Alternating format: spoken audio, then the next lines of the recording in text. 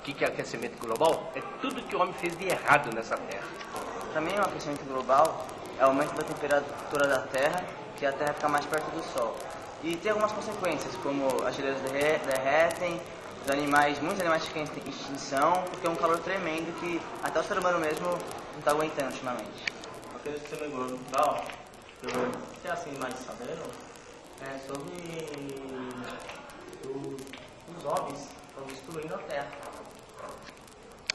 O aquecimento global é a ação do homem mesmo contra a natureza. Bom, antes de perguntar para o pastor o que é o aquecimento global, para ele esclarecer certinho para a gente, queria dizer que aqui é um assunto livre. Então, todo mundo pode estar participando com a gente. Quem quiser fazer alguma pergunta, tirar alguma dúvida, é só erguer a mão que a gente leva o microfone até vocês, tá? Bom, então, me diga, pastor, o que exatamente é o aquecimento global, esse efeito estufa que acontece com o mundo? Bom, o aquecimento global, chamado em inglês greenhouse process, seja o efeito estufa. O aquecimento global é uma teoria que foi nascida no meio científico, surgiu na década de 60, 1962, ali nos primeiros 5 anos, onde foi feita estudos científicos, por assim dizer, onde mostra que a Terra está se aquecendo. Por quê?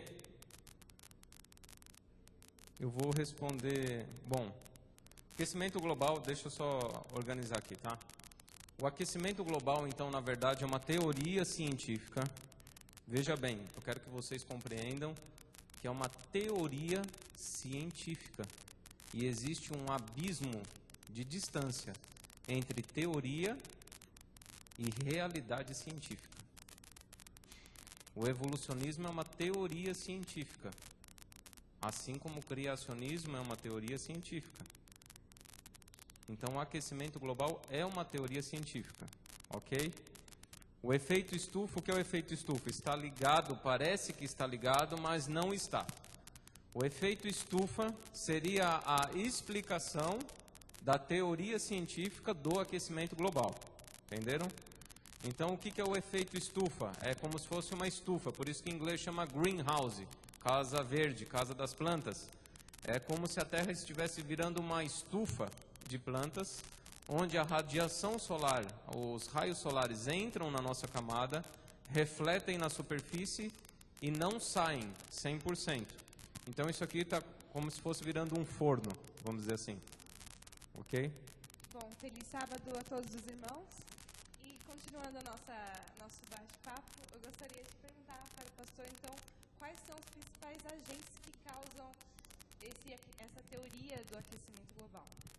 Bom, os principais agentes, segundo os cientistas, são 3 fatores aí principais. Tem um fator endógeno. O que é o fator endógeno? A própria Terra. O centro da Terra, a movimentação da teoria também das tectônicas de placa, tá? Então, com essa movimentação vulcânica, os oceanos estão se aquecendo e a Terra está se aquecendo. Então, solta a radiação da Terra para o nosso ambiente. Esse é o fator endógeno. A segunda hipótese para o aquecimento global seria o aquecimento global devido à radiação solar. Inclusive, a NASA agora está informando, veiculando na mídia, que nós vamos ter picos de radiação solar, do trabalho do Sol, daqui até 2012. Inclusive tendo interferências em sinal de rádio, televisão, satélites e outras coisas. Por fim, tem o aquecimento global antropogênico, ou seja, o homem, com o modo como ele causa a destruição da Terra, ele acabou gerando esse aquecimento global, certo? Então é o endógeno, que é sair da radiação da Terra, energia da Terra, tem o solar e tem o antropogênico. Logicamente que eu estou falando só na parte científica, né? Mas Nós temos a parte também cristã, que nós vamos dar uma olhada para frente. Certo. Então essa é a parte teórica do aquecimento, esses 3 tipos que o senhor citou. Mas eu queria saber se até quando, até onde os cientistas conseguiram provar que realmente existe esses tipos de aquecimento globais que o senhor citou. Eles conseguem alguma evidência sobre isso? Bom, aí está a grande discussão, né?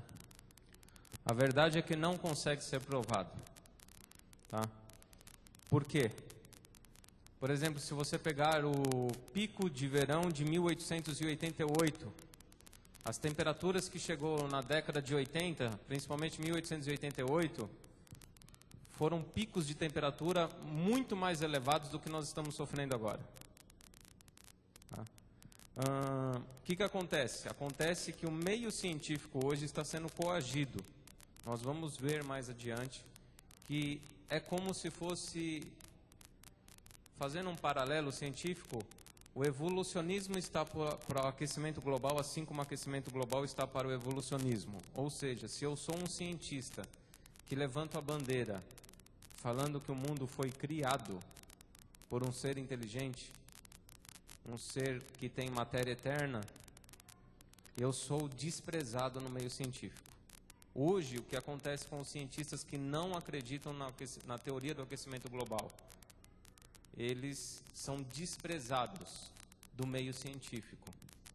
Sofrem perseguições, perdem patrocínios das empresas, porque há interesses por trás. Nós vamos comentar mais adiante sobre isso. Então, até onde que os cientistas conseguiram provar? Eu estava lendo um artigo que eu tenho no meu computador, do professor de meteorologia do MIT, Massachusetts Institute Technologic, Richard Lindzen. Ele fala o seguinte: na verdade não se pode provar. Na verdade nós não conseguimos provar ainda. E ele então ele faz nesse artigo, esse artigo saiu ele escreveu em 1995, em 31 de agosto, foi publicado num livro chamado Risks, Costs and Lives Saved, da Oxford Universidade, tá? A Universidade de Oxford, justamente discutindo sobre a teoria do aquecimento global.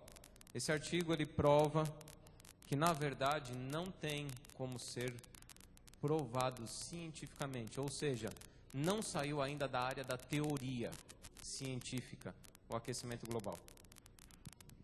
Bom, nós sabemos que nós temos um Deus maravilhoso e que tudo o que aconteceu no mundo, o que vai acontecer, nunca pegou a gente de surpresa. Ele sempre esteve relatando para que nós pudéssemos estar aguardando e assim aumentando nossa confiança nele. E existe um texto bíblico que é muito utilizado como sinal de profecia e inclusive que trata sobre o sol, que é o que se encontra em Isaías 30, 26. Eu gostaria que o pastor pudesse explicar esse texto melhor para nós. Isaías 30, 26, né?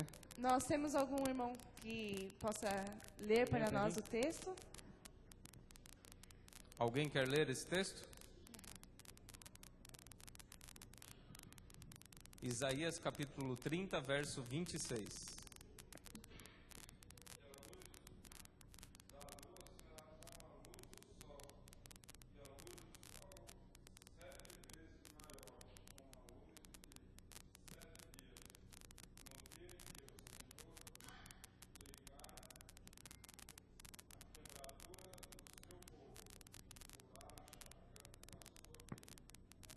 Ok. O verso diz assim, para aqueles que não ouviram: a luz da lua será como a do sol, e a do sol 7 vezes maior, como a luz de 7 dias, no dia em que o Senhor atar a ferida do seu povo e curar a chaga do golpe que ele deu. Ok? Qual é o golpe que Deus deu? Qual foi a ferida que Deus ficou de curar? Ora, isso aqui estava especificamente sendo uma profecia para a tribo de Judá. A tribo de Judá foi destruída por Nabucodonosor no ano de 587, 586. certo?